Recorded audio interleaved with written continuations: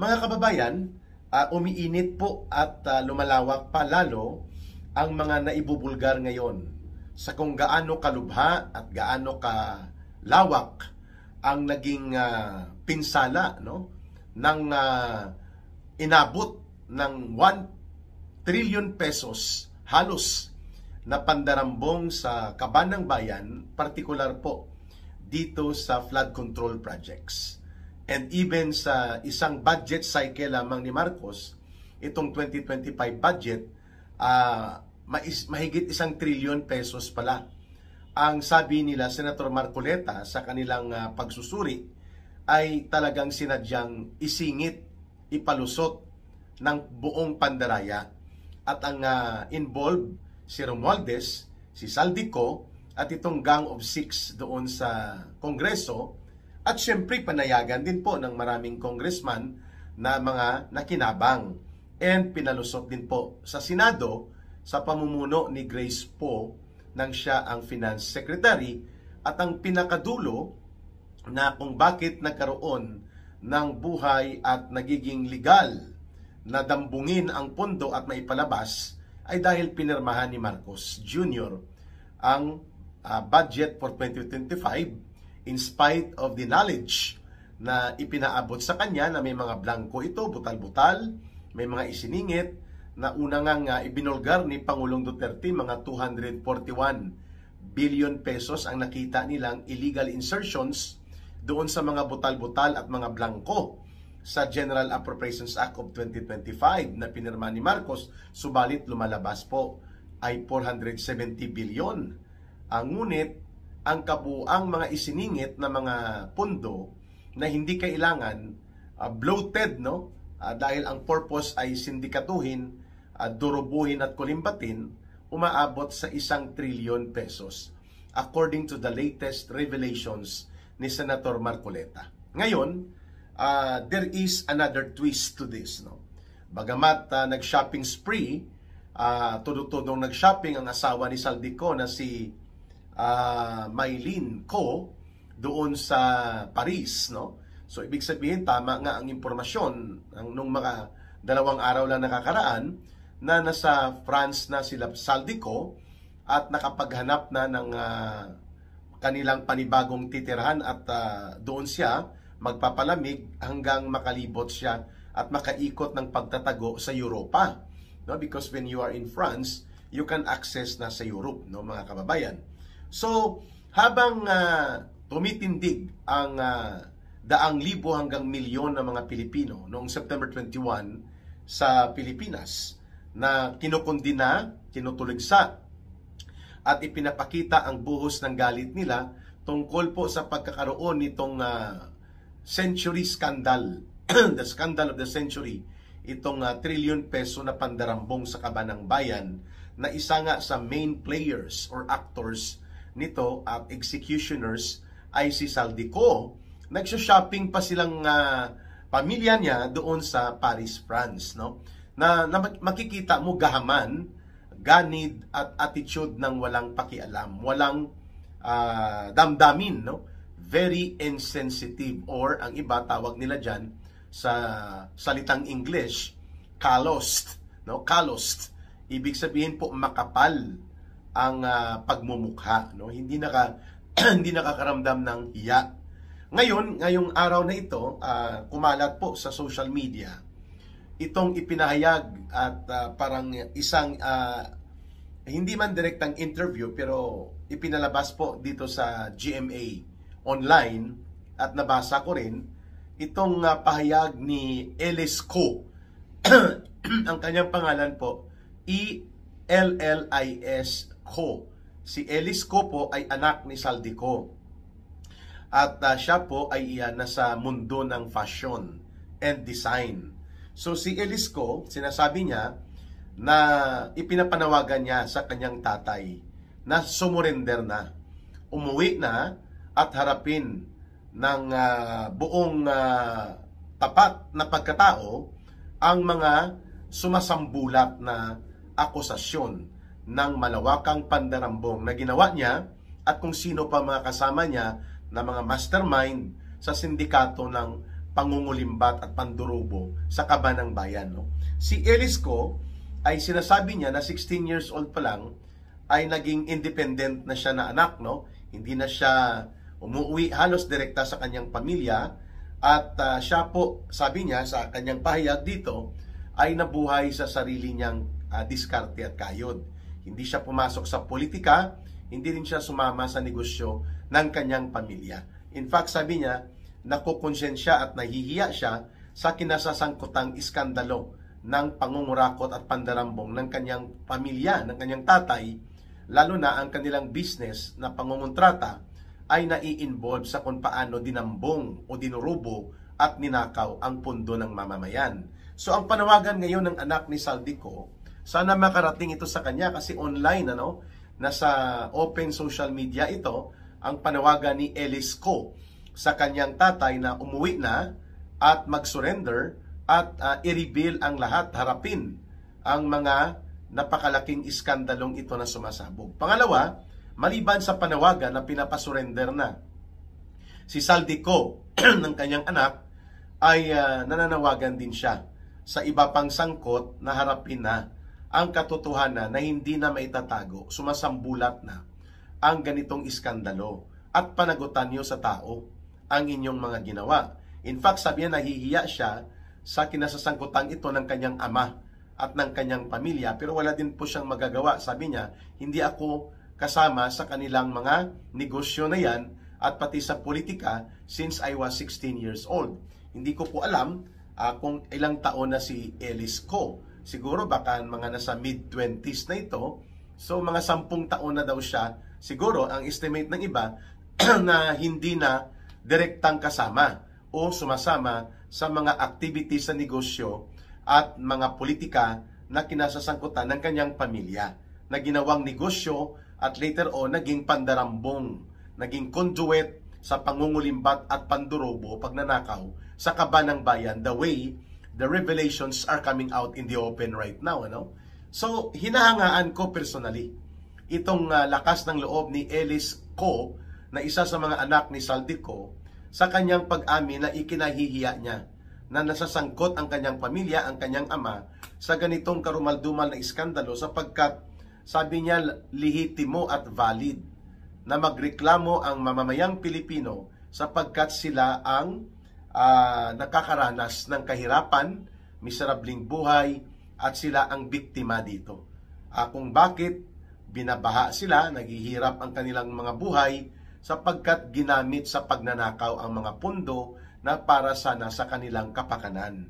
Kaya sabi niya, naintindihan ko kung bakit noong nakaraang linggo, September 21, ay dumagsa sa lansangan ang nagpoprotesta ng mga mamamayang Pilipino. Well, tama naman siya dyan na the son or the family cannot be all the recipient na tanggapin nila ang pananagutan sa mga bagay na hindi sila direktang gumawa.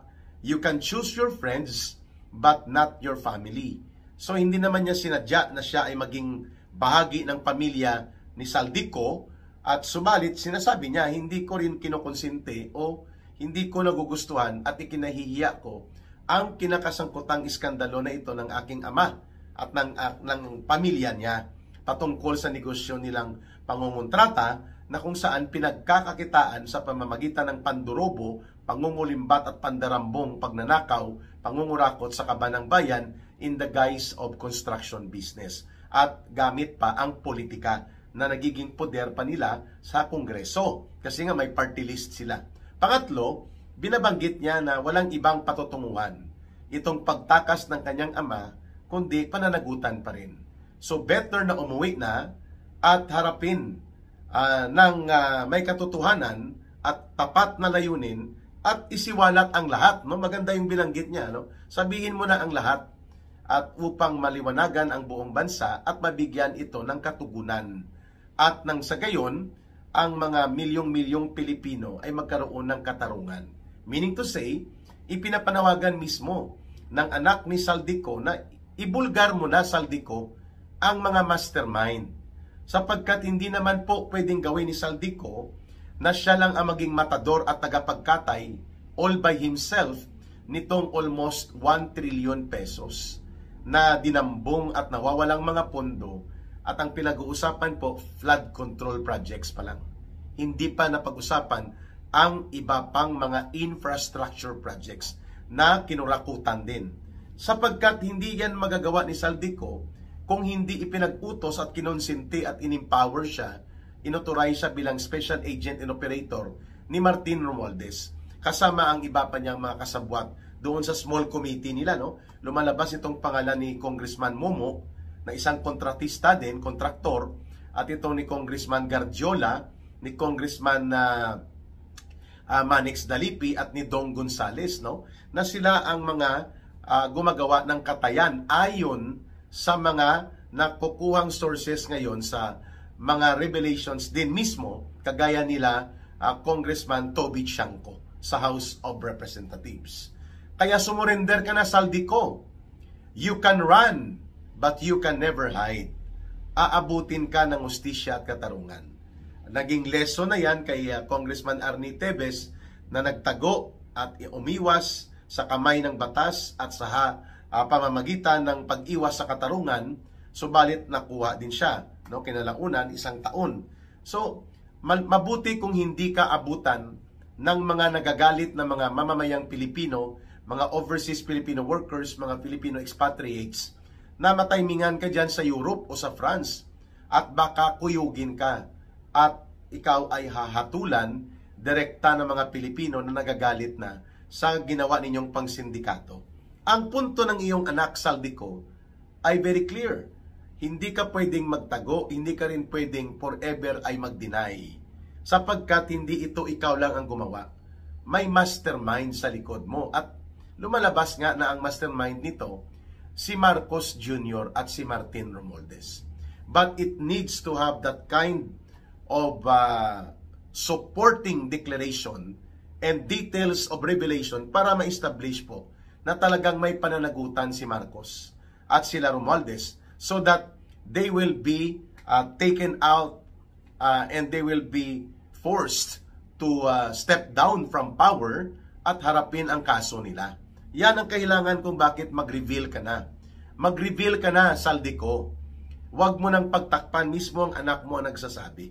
The way your son, Ellis Ko, reveals na ikinahihiya niya ang pagkakasangkot mo at ng pamilya ninyo at ng grupo mo sa ganitong uri ng iskandalo na talagang kahindik-hindik at karumaldumal ang pangbibiktima sa mga mamamayan. It's more than enough, no, Saldico, for you. Nabalikan mo ang kung mayroon pang nikatiting na natitirang konsensya mo. Sapagkat hindi maniniwala ang taong bayan na walang nagpaikot at nag-empower at nagbigay ng konsente at otoridad sa iyo para katayin mo ang bilyon-bilyon na mga pondo upang ito ay i-convert sa pandarambong. Kagaya ng ipinapakita ng affidavit ng mga Diskaya couple nang napilit ngayon pinagtatakpan at inililihis na ni Ping Lacson at ni Tito Soto, ayaw nilang pakinggan na ikaw ay naging kolektor para kay Romualdez. Pero kulang yun para kay Romualdez at para kay Marcos. Kasi hindi mo magagawa na ang mga billions and billions of projects, ikaw ang kumamada, ikaw din ang magkuha ng mga SOP o kutong at mga ginagamit sa pangungurakot all by yourself na hindi ito pupunta at aabot kay Romualdez at kay Marcos. Walang maniniwala niyan that even your son is calling for you to come out, surrender, and harapin mo na at isambulat ng totoo kung ano talaga ang katotohanan. Sapagkat alam naman ng taong bayan na ikaw ay ginamit bilang tirador at birador sa pagsasagawa ng tinatawag na malawakan at sistematikong organisadong sinindikatong pandarambong na ito. Na umabot ang money trail at ang initial evidence revelations sa mahigit or almost 1 trillion pesos, mga kababayan. So Saldico, sana abutan ka ng mensahe na ito at hipuin ng kataas-taasang puwersa sa ating universe ng Panginoon, ng Diyos. Kung mayroon ka pang Diyos na konting pinapaniwalaan, konti lang. Kasi mukhang ang pera ang Diyos mo at yun ang sinasamba mo, bumalik ka at i-reveal mo ang involvement ni Marcos at ni Romualdez upang makita ng buong bayan. You may be put under prosecution for your criminal accountability, but at least you can redeem some portion of yourself. At ang taong bayan ay lalo po nilang maunawaan na ang paniningil na ito ay dapat umabot pati sa totoong mga mastermind na nagbigay sa iyo ng otoridad, nagpaikot at gumamit sa iyo upang maisagawa sa loob ng 3 taon halos ni Marcos at ni Romualdez sa kapangyarihan, ikaw ang kanilang executioner or berdugo sa pagkatay ng mga pundong ito. And I know, and we know, na ang taong bayan may iba ka pang mga kasama. Hindi lang po ito pananagutang kriminal ng mga taga-DPWH, no? Kagaya ng almost 3 years na pagkasindikato ng pamumuno din ni Secretary Bunuan, no? Sa kanyang kakapalan ng mukha, pilit niyang iniiwasan na mag-resign sana, pero ang events took over at mukhang hindi na niya maitago ang kanyang mabalahibong kamay at ang kanyang mukha na involved sa kasindikatuhan ng DPWH, nag-resign din. Itong si Bunuan, hindi lang po tungkol ito sa kanila. Hindi lang po ito tungkol sa sindikatong kriminal na pinapatakbo sa loob ng DPWH ng mga kagaya ni Bryce Hernandez at nito ni Alcantara, no? At ni JP Mendoza na sa Bulacan First Engineering District na ngayon ay pilit nilang ginagawang chop suey at halo-halo, no? At guluhin ang trail of investigation upang tumbukin at ma-establish ang kaugnayan ng mga mastermind na kita naman ng taong bayan na papunta ito kay Marcos at kay Romualdez, no? At hindi lang po ito tungkol sa kanila. At ito ay tungkol din po sa mga contractors na naging kriminal na rin.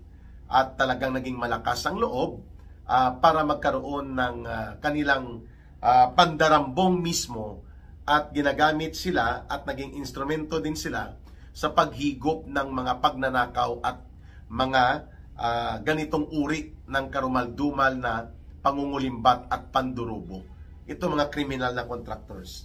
Ang lahat ng binabanggit ko na ito, no, mga kababayan, hindi po lahat yan magaganap kung walang nagbibigay ng otoridad, walang kumukonsinti at pumapayag na may poder at kapangyarihan kagaya ni Romualdez at ni Marcos. Kaya ang mastermind po dito talaga, sila Marcos at Romualdez. Subalit, the way things are unfolding right now, sa isang puppet na majority ng mga senador na pinamumunuan ni Bulaga Senator Tito Soto at nito ni Ping Lacson na boy palusot na rin ngayon at ni Lo Bender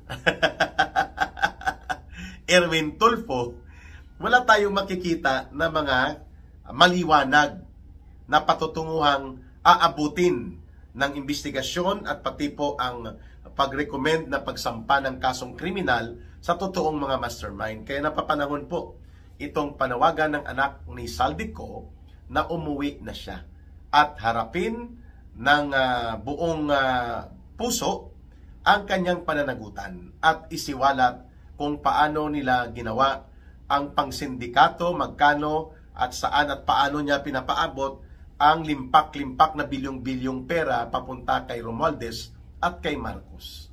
Mahalaga po yun, ang panawagan na ito. No? If a son na galing mismo sa iyong dugo at laman ay nananawagan mismo sa iyo na makonsensya ka at magkaroon ka ng lakas ng loob na umuwi at panagutan at harapin ang pananagutang kriminal sa kinasasangkutan mo, that's something that even your own son will call out on you to surrender and face the consequences of your criminal actions. So, ang asawa ni Saldico na makapal din ang pagmumuka, no? Walang damdamin, pa shopping pa sa Paris, France, sa isang mamahaling commercial district sa Paris, sa France, hatakin mo na at kalad ka rin ang iyong asawa. At pati ikaw, umuwi na rin. Sapagkat, sabi nga ng kasabihan, you can run, maybe, but you can never hide forever. at sa mata ng Diyos at sa mata ng tao, kayo po ay may kriminal na pananagutan. Subalit, hindi lang kayo. Mayroon pang mas mataas at mas makapangyarihan sa inyo, Saldico, at may mga kasama ka pa, na kailangan mong ibulgar at ibunyag. Sapagkat kung ibubunyag mo na lahat yan, magkakaroon na po ng malakas na dahilan ang mga mamamayan na talagang itulak na ang pagpapalaya sa poder nitong demonyo at magnanakaw na gobyerno ni Marcos at ni Romualdez. They can no longer play innocent, mga kababayan. Yan po ang ating direksyon. Kaya po natin gustong makuha at mabalik si Saldico because we are not expecting na gagawin niya ni Marcos. No? Kaya nga, kung pwede palang mag-citizen's arrest na on the ground of the Filipino people's outrage ay gapusin si Saldico at kung ano pang mga pamamaraan upang bitbitin ito pabalik sa Pilipinas, sana po ay mangyari yan. Pero that is easier said than done. Sa dami ng kinulimbat na pera, bilyon-bilyon nila Saldico, at sa possibility na ipapapatay siya nila Marcos at ni Romualdez para tumahimik na siya, kasi nga ngayon si Dong Gonzales, no, isa sa mga co-conspirators dito, Senior Deputy Speaker, tirador din ito ng mga kontrata dyan sa Central Luzon, nagtago na rin, no? Itong si Garjola, hindi na rin makita, no? CWS Party List. Itong si Congressman Momo, ganun din, ano? Si Manix Dalipi, consultant ngayon dyan sa opisina ni Sandro Marcos, no? These are the people that Saldico need to reveal. Pero syempre, higit sa lahat ni Noman, maliban sa pag-reveal niya sino pang mga kongresista na kasabwat niya sa small committee na sinisindikato nila, sino mga senador na naging kasama niya doon sa vice camp para ipalusot ito, dahil lumalabas din po ang pangalan ni Senator Grace Poe na pinayagan niya sa 2025 budget bill alone ang mga illegal insertions na ito na umaabot pala sa 470 billion pesos.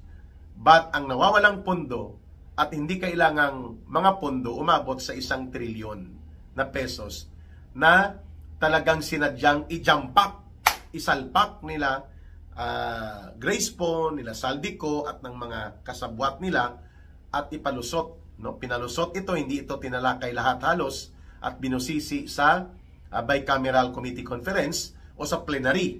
At kaya nga nabulgar na may mga insertions at ito ay alam din ni Marcos.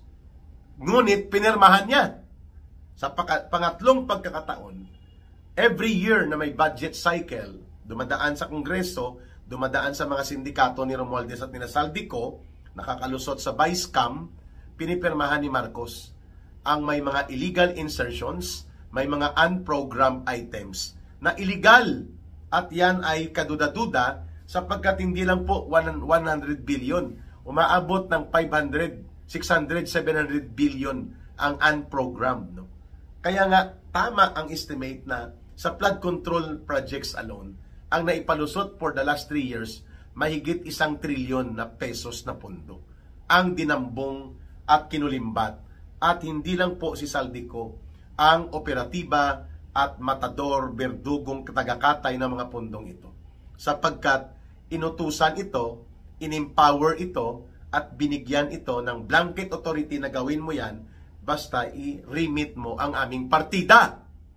Walang iba po ang gumawa niyan kung bakit may Saldico na sobra pa sa Dracula kung makasipsip ng dugo ng taong bayan ang kanyang mga operasyon sa Pandarambong is because of Martin Romualdez and Marcos Jr.